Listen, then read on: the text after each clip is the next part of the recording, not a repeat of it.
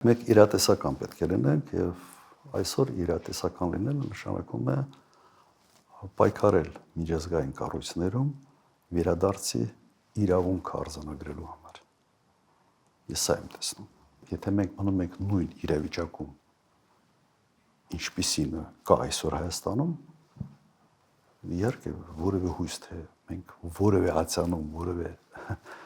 հաջողության կարող ենք հասնել, չպետք է ունենանք։ Հիմա պետք է Հայաստանը փոխվի։ Բայց իրատեսականը վերադարձի իրավունքի արձանագրումն է։ Փաշինյանը նույն նժարի վրա է դրել այսպես կոչված 300,000, հիմա արդեն ասում են 500,000 ադրբեջանցիների վերադարձի հարցը Հայաստան, արցախցիների Արցախ պայմանական վերադարձի հետ։ Սրանք նույն հարթության վրայի հարցեր են իսկապես, այսինքն մեկը պայմանավորված է մյուսով։ Հանրապես իրար հետ կապ չունեցող հարցեր են, այդ դեպքում մենք էլ պիտի խոսենք 300,000 Բաքվում ապրող, Սումգայիթում,